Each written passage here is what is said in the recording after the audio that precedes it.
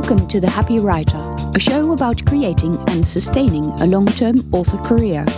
My name is Patty Jansen, writer of science fiction and fantasy. I've published independently since 2011. This show covers motivation, diversification, learning new skills, and your place in your career. Come on in and be happy.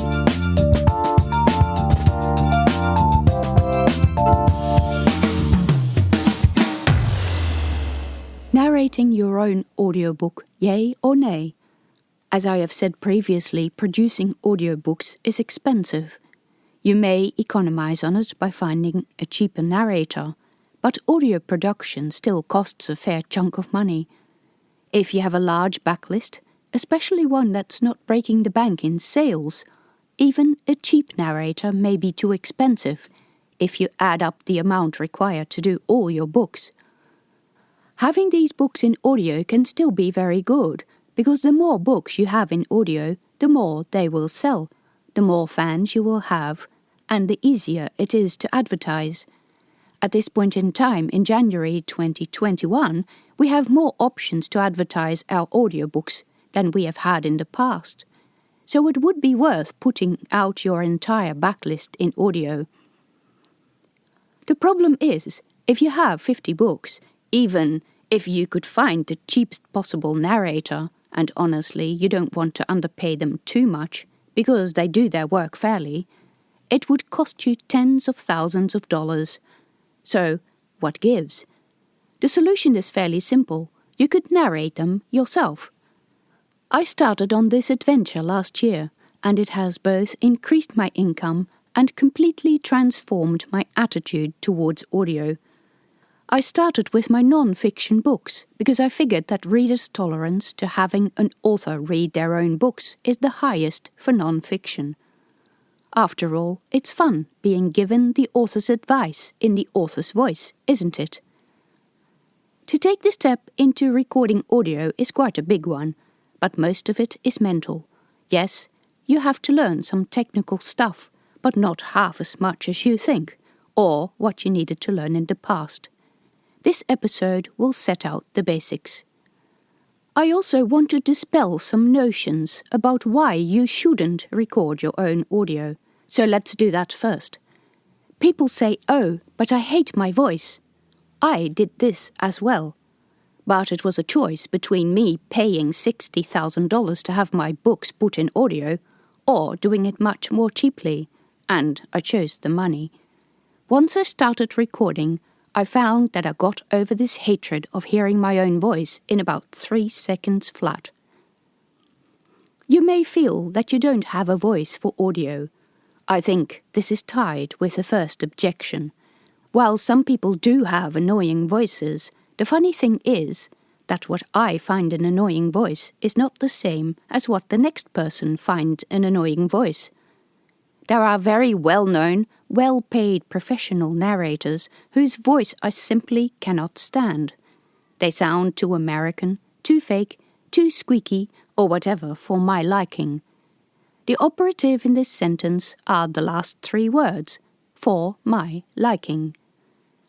If you can read a piece of text in a clear voice, enunciate all the syllables properly, and do this for a limited period without mistakes, then congratulations, you can at least read a short story or a piece of non-fiction. There are roughly 2 types of audiences in audio. There are the listeners who go for the celebrity, big-name narrators. These are the people who have a following of their own, and listeners buy the audiobooks because of the performance. Most of these people are either professional performers or they're well-known identities. These people are also very expensive to hire, and the fact that you don't have that kind of money, because otherwise, why would you be listening to this, means that you can't afford them. But a very large section of audio listeners are people who just like someone to read the book to them, so that they can look at the traffic while driving, always a good idea, or listen on the train, or while they're walking the dog or doing something else that does not allow them to sit down and look at a screen or paper. As long as you don't make too many mistakes, your voice is not too much of a monotone or annoys too many people, you will be just fine. So get over the stage fright. You're expanding your catalogue into different formats for material you have already written. That will increase the audience for your existing books. If you so desire, you can, at a later date, hire a professional narrator to re-record the material. However, don't be surprised if a sizable portion of the audience prefers your voice. With that out of the way, let's get started on the details. In order to record in audio, you will need several things. You will need recording software. You will need a decent microphone, and you will need a set of over-ear noise-cancelling headphones. Most importantly, you will need a space to record. I will now go through these things. Software to record in audio can be free or paid. The paid versions are better than the free ones because they have more options. The recording quality is the same for each and does not depend on the software.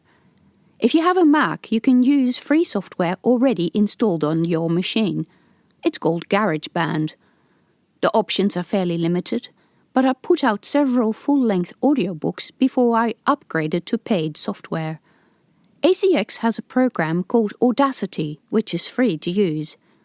The advantage of this software is that it will work with some important editing plugins. ACX also has its own user library of how-to articles and videos, and Audacity is dedicated to recording audiobooks, unlike Logic, which is what I use, which is much more multifaceted. Other options are Reaper and Studio One. It doesn't really matter what you use. As they say, pick one and join the Facebook group to help you get the best out of it. This software's function is to record the audio files and do some basic editing. The level of editing necessary to pass audiobook quality standards is not huge, and if you have the time and are still experimenting, a lot of the necessity for editing can be eliminated by simply re-recording the offending paragraph.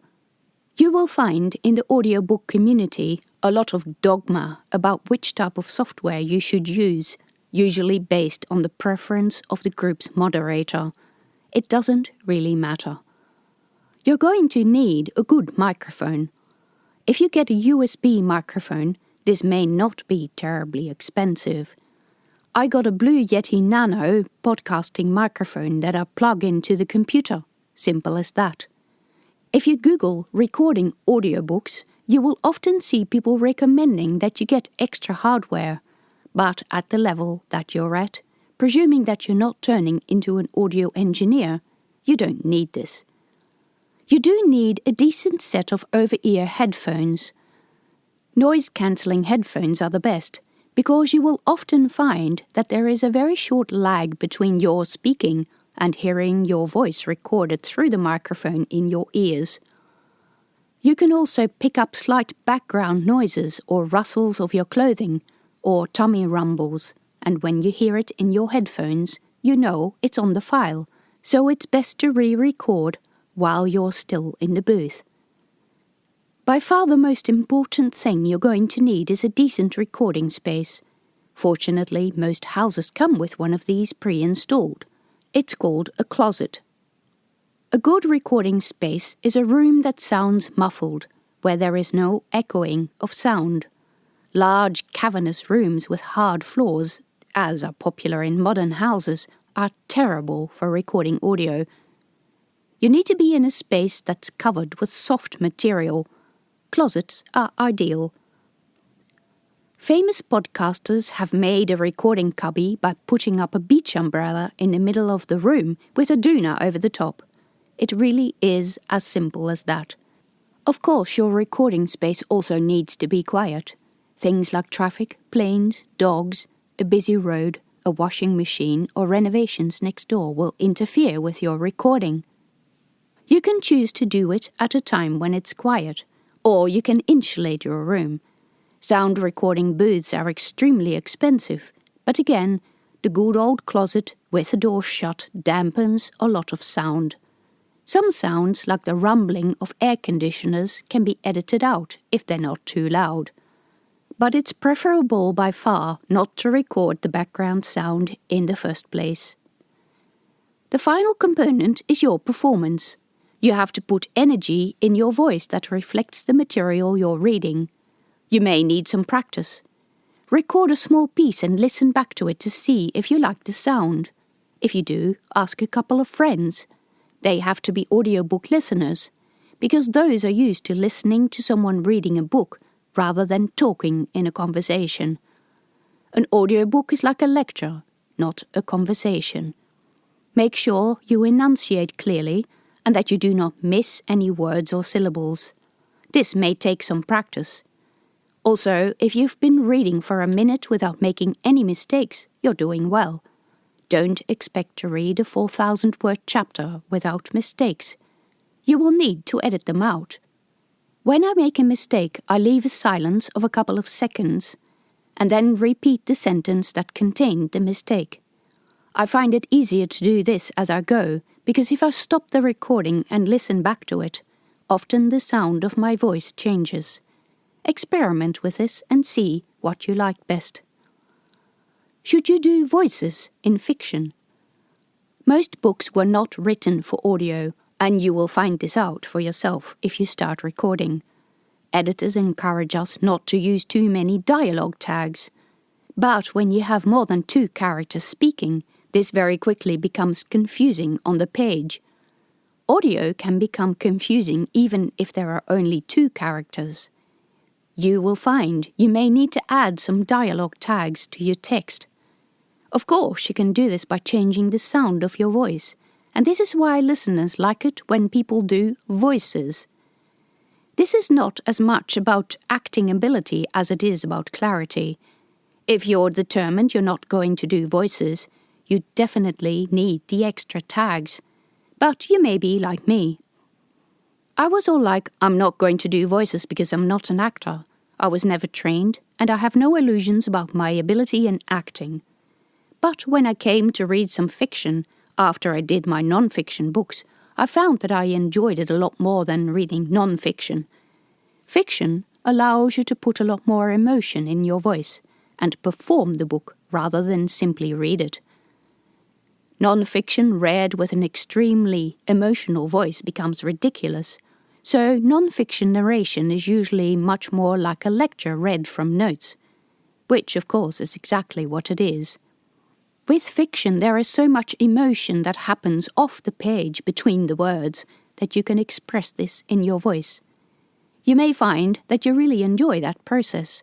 At this point, you may also decide that you want to take some acting classes or voice coaching. But at that point, you will transition into a different world. The last issue is meeting the retailer site's quality parameters. They all spell these out clearly on their website, and ACX has detailed instructions on how to edit your recording.